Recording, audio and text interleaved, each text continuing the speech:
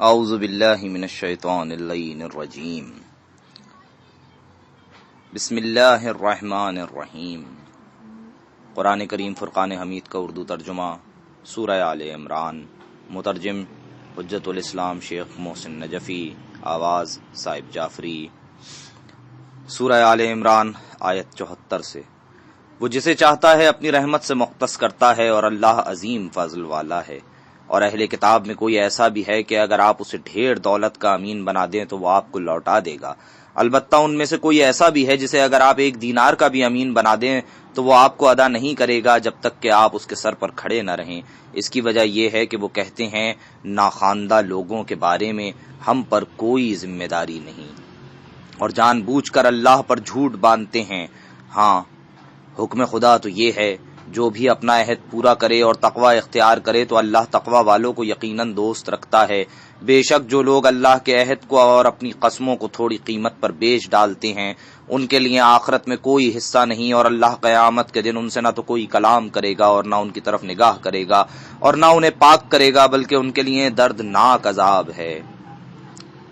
اور اہل کتاب میں یقیناً کچھ لوگ ایسے بھی ہیں جو کتاب پڑھتے ہوئے اپنی زبان کو اس طرح پھیرتے ہیں کہ تمہیں خیال گزرے کہ یہ خود کتاب کی عبارت ہے، حالانکہ وہ کتاب سے متعلق نہیں ہے، اور وہ کہتے ہیں کہ یہ اللہ کی جانب سے ہے، حالانکہ یہ اللہ کی جانب سے نہیں ہوتی، اور جان بوجھ کر وہ اللہ کی جانب جھوٹی نسبت دیتے ہیں۔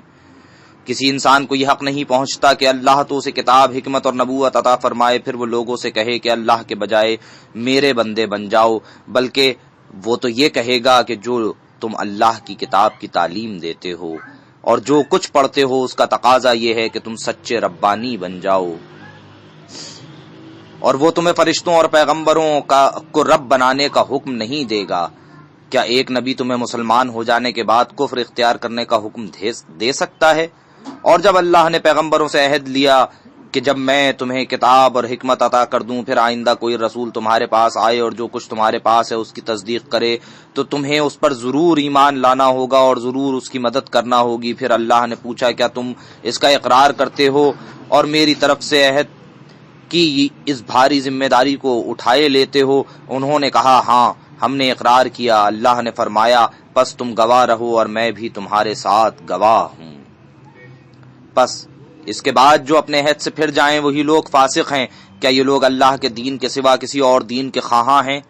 حالانکہ آسمانوں اور زمین کی موجودات نے چار و ناچار اللہ کے آگے سر تسلیم خم کیا ہوا ہے اور سب کو اسی کی طرف پلٹنا ہے۔ کہہ دیجئے ہم اللہ پر ایمان لائے اور جو ہماری طرف نازل ہوا ہے اس پر بھی ایمان لائے، نیز ان باتوں پر بھی جو ابراہیم، اسماعیل، اسحاق، یعقوب اور ان کی اولاد پر نازل ہوئیں، اور جو تعلیمات موسیٰ اور عیسیٰ اور باقی نبیوں کو اپنے رب کی طرف سے ملی ہیں ان پر ایمان لائے ہیں۔ ہم ان کے درمیان کسی تفریق کے قائل نہیں ہیں، اور ہم تو اللہ کے تابع فرمان ہیں۔ اور جو شخص اسلام کے سوا کسی اور دین کا خواہاں ہوگا وہ اس سے ہرگز قبول نہیں کیا جائے گا، اور ایسا شخص آخرت میں خسارہ اٹھانے والوں میں سے ہوگا۔ اللہ کیوں کر اس قوم کو ہدایت دے گا جو ایمان لانے کے بعد کافر ہو گئی، حالانکہ وہ گواہی دے چکے تھے کہ یہ رسول برحق ہے، اور ساتھ ہی اس کے پاس روشن دلائل بھی آ گئے تھے۔ اور ایسے ظلم کا مرتکب ہونے والوں کو اللہ ہدایت نہیں کرتا۔ ان لوگوں کی سزا یہ ہے کہ ان پر اللہ، فرشتوں اور انسانوں سب کی لعنت ہے۔ وہ ہمیشہ اس لعنت میں گرفتار رہیں گے، نہ ان کے عذاب میں تخفیف ہوگی اور نہ ہی انہیں کوئی مہلت دی جائے گی سوائے ان لوگوں کے جنہوں نے اس کے بعد توبہ کی اور اصلاح کر لی۔ پس اللہ بڑا بخشنے والا، رحم کرنے والا ہے۔ جنہوں نے ایمان لانے کے بعد کفر اختیار کیا پھر وہ اپنے کفر میں بڑھتے چلے گئے، ان کی توبہ ہرگز قبول نہ ہوگی، اور یہی لوگ گمراہ ہیں۔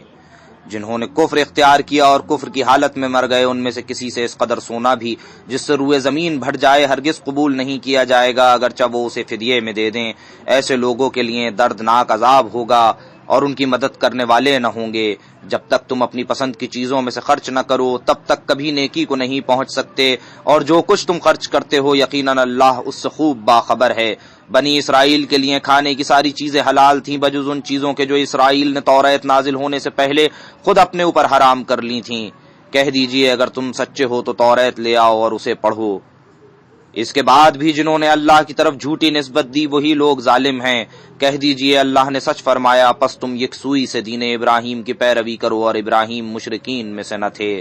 سب سے پہلا گھر جو لوگوں کی عبادت کے لیے بنایا گیا وہ وہی ہے جو مکہ میں ہے، جو عالمین کے لیے بابرکت اور رہنما ہے۔ اس میں واضح نشانیاں ہیں، مثلا مقام ابراہیم، اور جو اس میں داخل ہوا وہ امان والا ہو گیا۔ اور لوگوں پر اللہ کا حق ہے کہ جو اس کے گھر تک جانے کی استطاعت رکھتا ہو وہ اس کے گھر کا حج کرے، اور جو کوئی اس سے انکار کرتا ہے تو اس کا اپنا نقصان ہے۔ اللہ تو عالمین سے بے نیاز ہے۔